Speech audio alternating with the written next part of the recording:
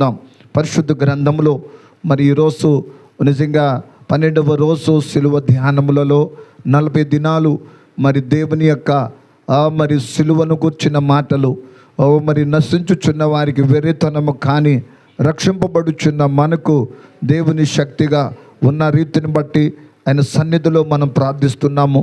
దేవుని శక్తి కలిగిన వారమై, దేవుని బలము కలిగిన వారమై ఆయన ఎదుట ముందుకు మనము సాగి ముందుకు వెళ్ళాల్సినటువంటి వారముగా ఉన్నాం.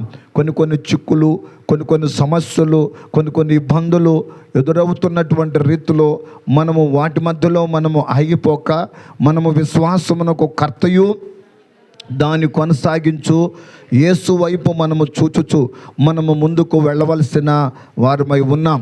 దేవుని కృప చేత ఇది నేను ఒక వాక్య సందేశాన్ని మనం జ్ఞాపం చేసుకుందాం. లూకాసు వార్త 11వ అధ్యాయము 28వ వచనము నుండి మనము కొన్ని వాక్యాలు మనం చదువుకుందాం. లూకాసు వార్త 11వ అధ్యాయం 28వ వచనం. ఆయన అవును కానీ దేవుని వాక్యము విని దానిని గైకొనువారు మరి ధన్యులని చెప్పెను. మరియు జనులు గుంపులుగా కూడి ఉన్నప్పుడు ఆయన ఇలాగో చెప్పసాగెను, ఈ తరమువారు దుష్ట తరమువారై ఉండి చూచి క్రియ అడుగుచున్నారు. అయితే యోనాను గుర్చిన సూచక్రియే కానీ మరి ఏ సూచక్రియ వీరికి అనుగ్రహింపబడదు. యోనా నినివే పట్టణముకు ఎలాగో సూచనగా ఉండెను, అలాగే మనుష్య కుమారుడు ఈ తరము వారికి సూచనగా ఉండును. దేవునికి స్తోత్ర. ఇక్కడ మనం చదువుకున్న ఈ మాటలలో చూస్తే అక్కడ జనులు అడుగుతున్నారట, అయ్యా ఒక సూచన ఇవ్వండి అయ్యా, ఒక సూచన మాకు తెలియపరచండి అయ్యా అంటున్నాడు. అయితే ప్రభు అంటాడు కదా, అక్కడ మాట్లాడతా ఆ పై భాగములు మనం చదువుకుంటే అంటాడు, ఎవరు ధన్యులు అంటున్నాడయ్యా అంటే వాక్యమును విని దానిని గైకొనాలి. వినటమే కాదు కానీ, విని వదిలిపెట్టడమే కాదు కానీ వాటిని గైకొనాలి. ఎవరైతే గైకొంటారో వారిలో దేవుని యొక్క ధన్యత వస్తుంది, దేవుని యొక్క ఆశీర్వాదం వస్తుంది, దేవుని యొక్క వాగ్దానములో కూడిన ఆ మాటలు వారి జీవితాల్లో నెరవేర్చబడతాయి.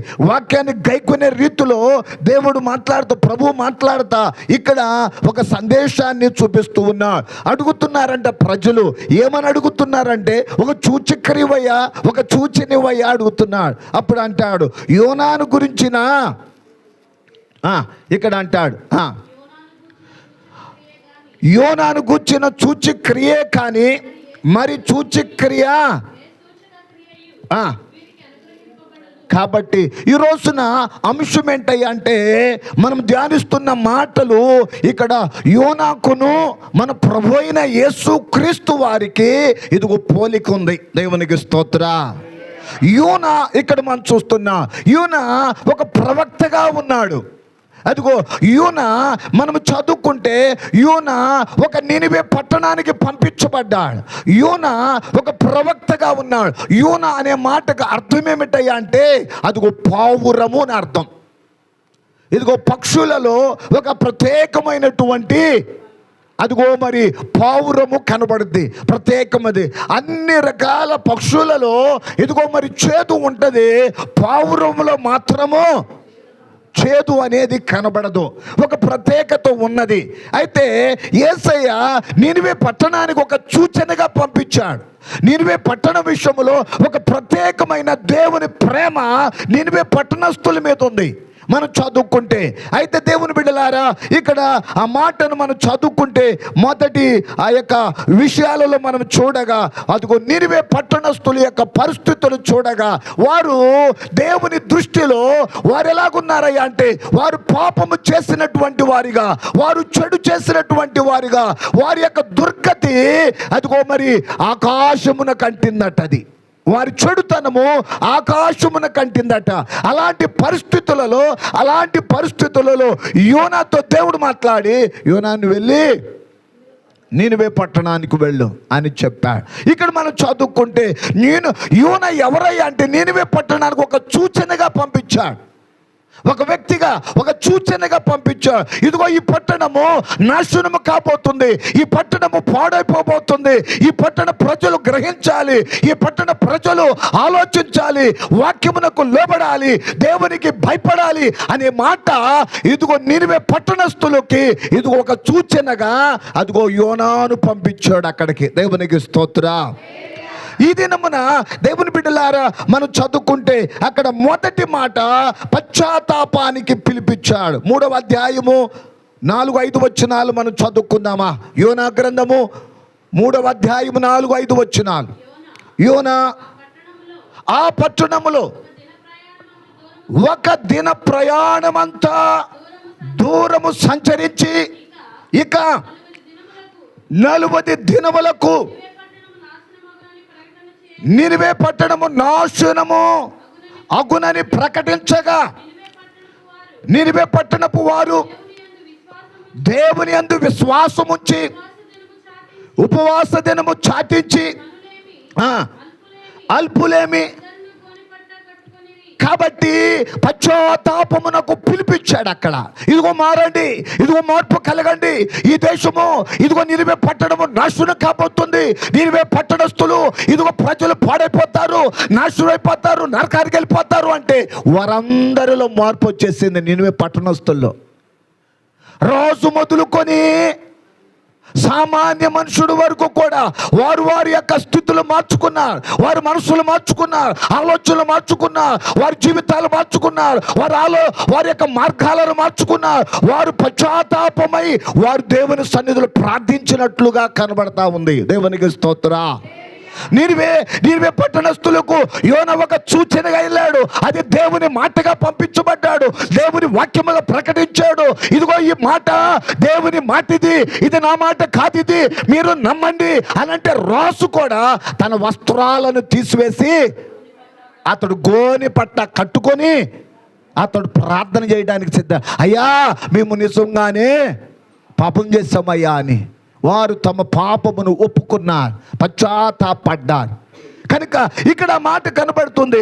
అయితే దేవుని బిడ్డలారా, యేసయ్య కూడా పశ్చాత్తాపము గురించిన దేవుని రాజ్యమును గురించిన మాటలు ఆయన ప్రకటించినట్లుగా చూస్తున్నాం. మార్కు సువార్త 1వ అధ్యాయము 15వ వచనాన్ని మనం చదువుకుందామా? మార్కు సువార్త 1వ అధ్యాయము 15వ వచనం.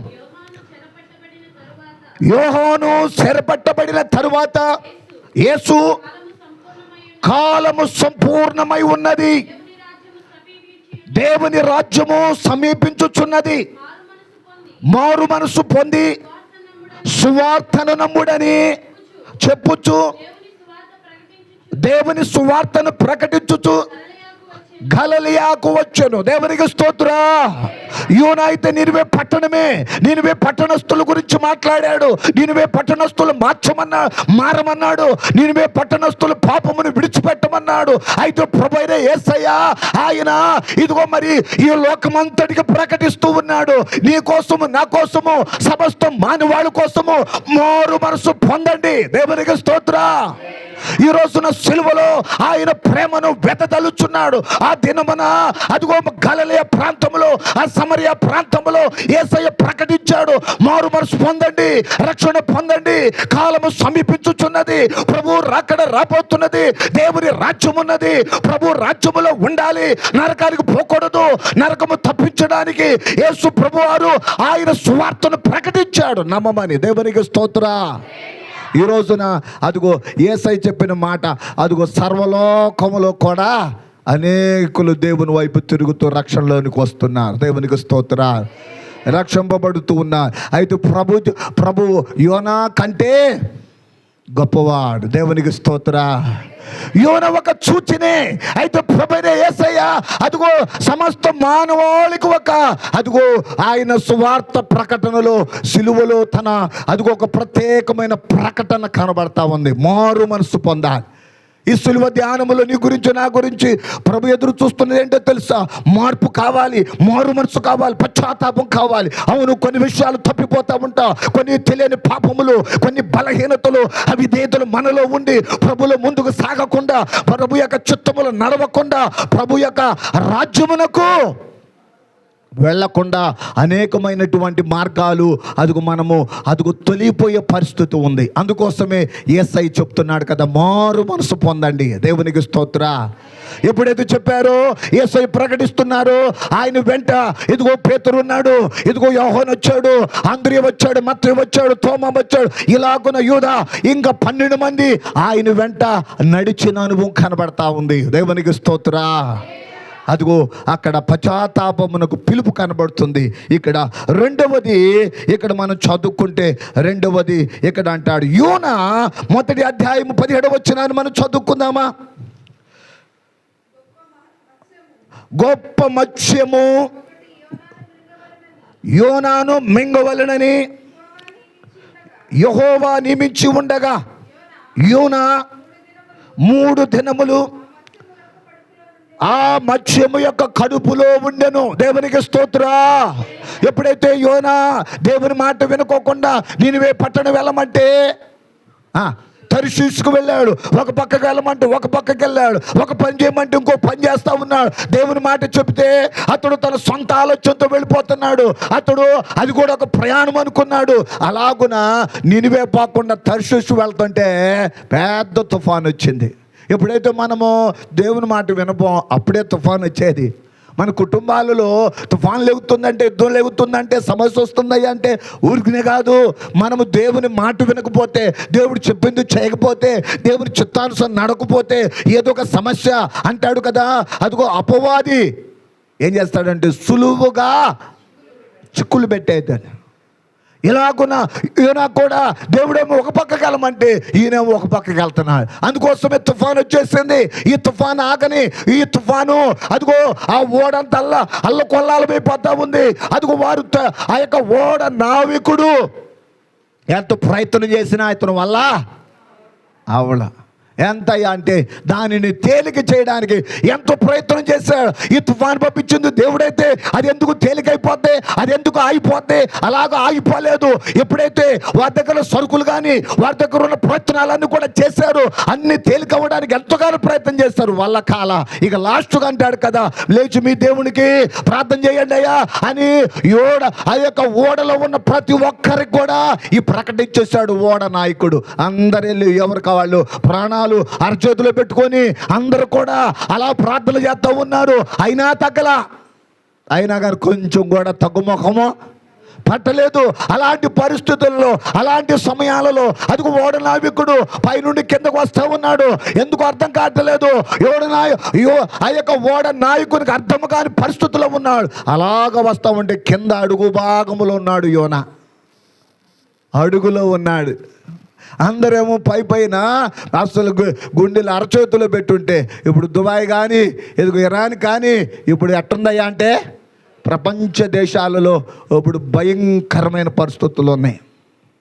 ఒక్కొక్క మిసైల్ వెళ్తున్నాయి, ఒక్కొక్క చాటుకు వెళ్తూ ఉంటే అసలు ఇరాన్ మెయిన్ వ్యక్తి చనిపోయారు, భార్య కూడా చనిపోయిందని. కొంత అక్కడ యుద్ధ కారణం చేత సమస్యలు అక్కడ జరుగుతూ ఉన్నాయి. ప్రపంచ దేశాలు మొత్తం చూస్తూ ఉన్నారు. కాబట్టి దేవుని బిడ్డలారా, ఇలాంటి టైంలో మనం ఉన్నాం. దేవుని సన్నిధిలో మరి జెరూసలేం ఎదుగో మరి ఆ పట్టణం కోసమై ప్రార్థించాల్సిన అవసరత ఉంది. ఎందుకయ్యా అంటే దేవుడు చెప్పాడు, అదిగో ఆ దేశాల మీద సమాధానమును దేవుడు ఇచ్చునుగాక. దేవునికి స్తోత్ర. కాబట్టి అదిగో ఆగనేటువంటి పరిస్థితుల్లో ఉండగా ఓడ నావికుడు చూచినప్పుడు నిద్రపోతున్న వ్యక్తి అంటున్నాడు, ఓయి.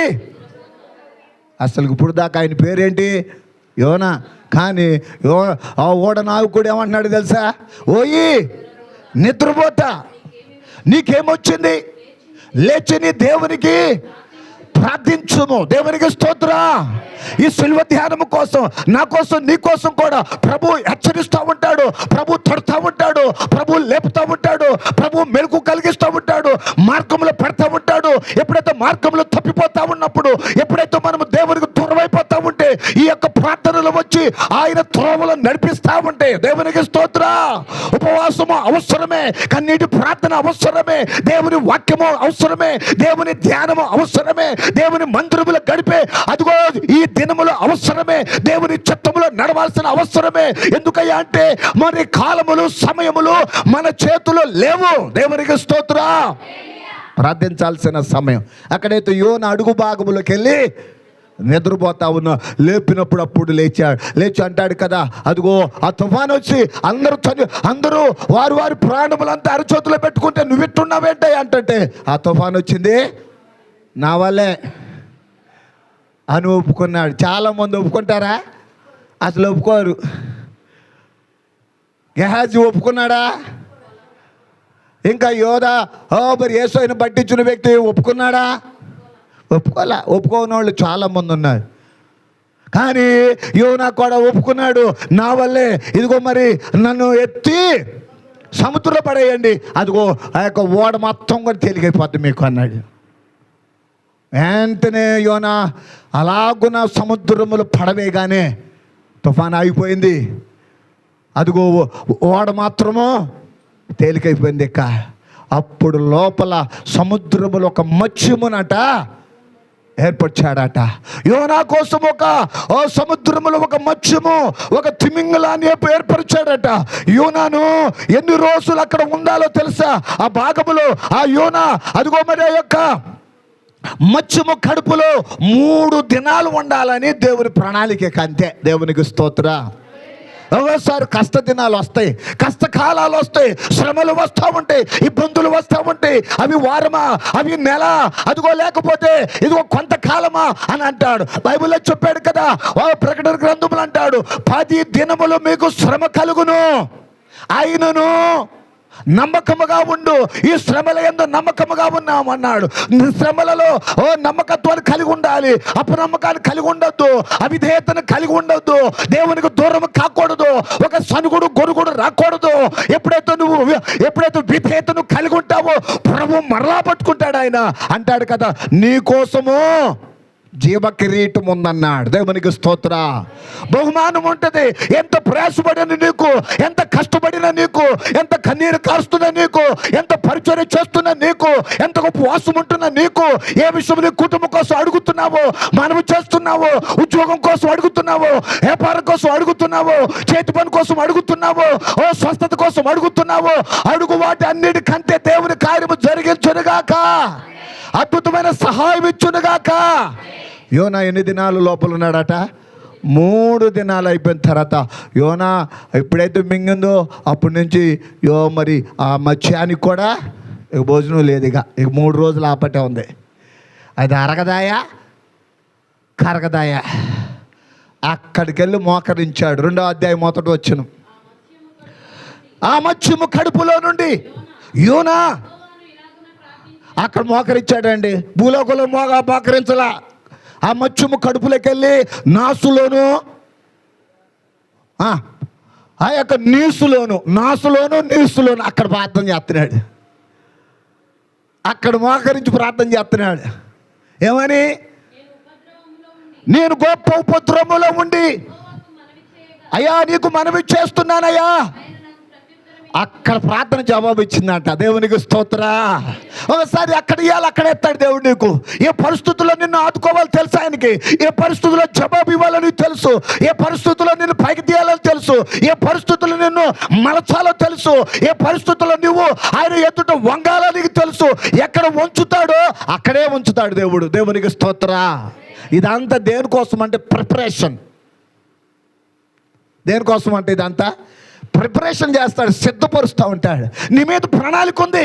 నువ్వు ఆయన కావాలి, నువ్వు ఆయన కావాల్సిన వ్యక్తివి, నువ్వు కావాల్సిన కుటుంబము. నీ మీద దేవుని ప్రణాళిక ఉంది. ఒక్కొక్క వ్యక్తి జీవితాలలో ఒక్కొక్క కార్యం చేస్తాడు. యోనాను పట్టుకొని నినివే పొమ్మన్నాడు.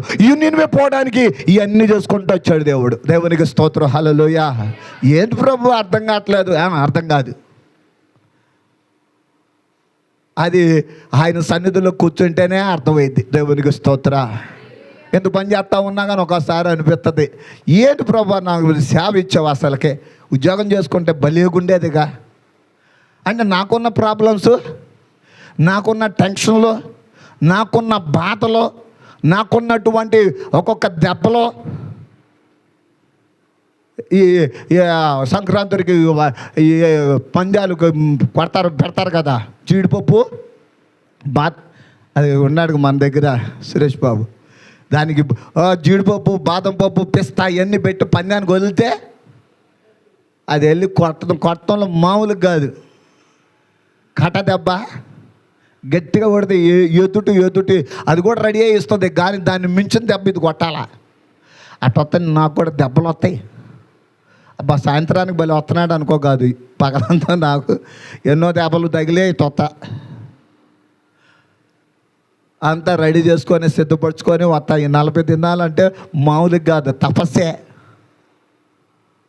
సంఘబిడ్డలు ఎదురు చూస్తారని, ఎవరి దగ్గర సంఘం ఎదురు చూస్తారని, పన్నుల విషయాలలో ఏదొక రీతిలో అన్నీ కూడా ఆలోచనతో అన్ని సిద్ధపరచుకొని ప్రభు సన్నిధిలో దేవునికి స్తోత్రా.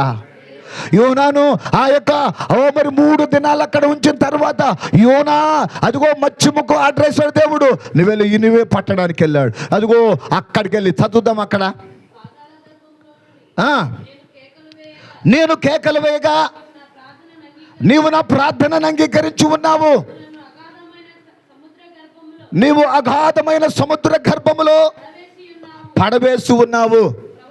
చూసావు ఒకసారి అక్కడంటే అగాధంలో పడేసా అంట. మనల్ని నిజంగా ఎంత ప్రేమిస్తాడో. చిన్న చిన్న దెబ్బలే, చిన్న చిన్న గాయాలు, చిన్న చిన్న ఇదిగో ఈ యొక్క బలహీనతలే, కానీ యోనాను పట్టుకుంటే ఎంత దాకందంట, పోల్చుకుంటే అగాధంలో పడేసాడంట. అగాధంలో మనం పడైతే మనం మొత్తం అసలుకే అమ్మో ఇక మందిరం ఎందుకులేయా, అగాధంలో పడ్డాడట. అగాధంలో పడివేసేవు అంటాడు.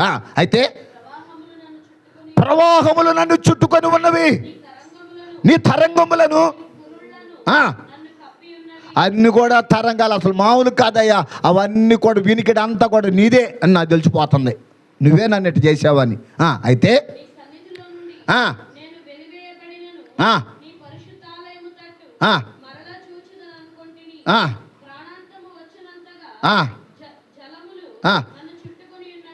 చాలండి. లాస్ట్ మాట ఎక్కడైతే అక్కడికి వెళ్ళి అదిగో నినివే పట్టణానికి వెళ్ళి కక్కేస్తూ చూసారు. ఆ చదువు ఒక్క మాట చాలు.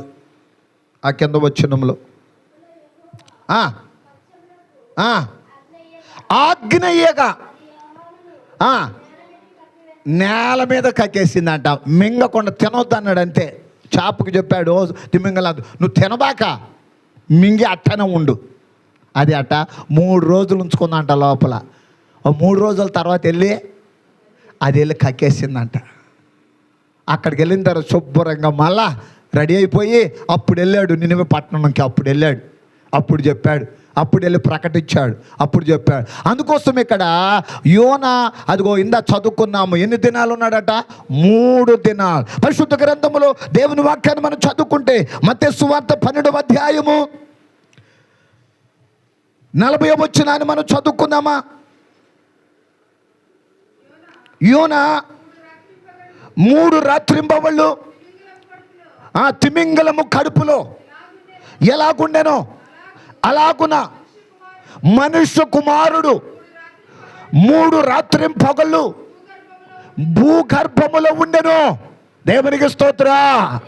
అయితే యోనా అదిగో చేప కడుపులో ఉన్నాడు, కానీ ప్రభు అయిన యేసయ్య మాత్రము ఆయన భూగర్భములో ఉన్నాడు. దేవునికి స్తోత్రా. 3 రాత్రింబవులు ఉన్నాడు, 3 దినాలు ఉన్నాడు యేసయ్య. ఇదిగో మరి మనం చూస్తున్నాము. అదిగో యోనా అయితే అదిగో సజీవముగా అదిగో 3 రాత్రులు బయటకు వచ్చేసాడు. అదిగో యేసయ్య ఆయన తన ప్రజల కోసము చనిపోయి తిరిగి దేవునికి స్తోత్రం చూద్దాం. హల్లెలూయా. మనుష్య కుమారుడు మనందరి కోసము, మనుష్య కుమారుడు తన ప్రజల కోసము, మనుష్య కుమారుడు నీ నా పాపముల కోసమై మరి ఆయన గర్భములో 3 దినములు ఉన్నాడు. అయితే యేసయ్య ఇక్కడ యోనా మాత్రము నినివే పట్టణస్తుల కోసమై అదిగో అక్కడికి వెళ్ళాడు. దేవునికి స్తోత్రా. ఈలాగున మనం చదువుకుంటే యోనా కంటే గొప్పవాడు యేసయ్య. దేవునికి స్తోత్రా. యోనా తక్కువ, క్రీస్తు ప్రభువారు ఎక్కువ అనే మాట మూడవదిగా మనం చదువుకుంటే ఇక ప్రత్యేకంగా చూస్తే ఇక్కడ అంటాడు కదా, హెబ్రీయులకు రాసిన పత్రిక మొదటి అధ్యాయం మొదటి 3 వచనాలు చదువుకుందాం. యోనా ఒక ప్రవక్త మాత్రమే, యేసయ్య మాత్రము. ఇక్కడ అంటాడు కదా, మూడవది ఆఖరిగా, పూర్వకాలమందు నానా సమయముల యందు నానా విధములుగా ప్రవక్తల ద్వారా మన పితరులతో మాట్లాడిన దేవుడు ఈ దినమున అంతమందు కుమారుని ద్వారా మనతో మాట్లాడెను. ఆయన వారసులుగా నియమించెను. ఆయన ద్వారా ప్రపంచములను నిర్మించెను. ఆయన మహిమ యొక్క తేజస్సును, ఆయన తత్వం యొక్క మూర్తిమత్వమై ఉండి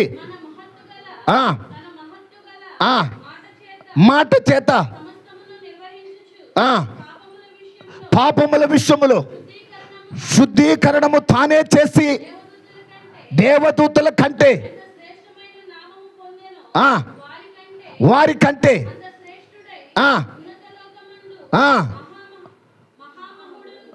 మహామహుడకు దేవునికి స్తోత్రం, హల్లెలూయా. యోన 3 దినములే, కానీ యేసయ్య మాత్రము తన ప్రజల కోసమై ఎంత త్యాగము చేశాడు, ఎంత అద్భుతము చేశాడు. తన రక్తం అంతా ధారపోసాడు, తన యొక్క రూపం అంతా మార్చుకున్నాడు. ఆయన శిలువ మరణము చేత ప్రపంచములో నిర్మించిన వాడే. ఆయన యొక్క మరి నీతిమత్వమును బట్టి ఆయన తన ప్రజలు రక్షిస్తూ ఉన్నాడు. మరణములో నుండి జీవములోనికి ఆయన రక్షించగలిగిన ఆ యొక్క గొప్పవాడిగా ఉన్నాడు. ఆయన కార్యములంతా చేసి అదిగో తండ్రి కుడి పార్శ్వమున కూర్చున్నాడు, నీ కోసం నా కోసం. దేవునికి స్తోత్ర. అందరూ చూద్దాం, హల్లెలూయా. కాబట్టి ఇక్కడ యోనా ఒక నీడ, యేసు క్రీస్తు వారు అదిగో నిజ స్వరూపము. దేవునికి స్తోత్ర.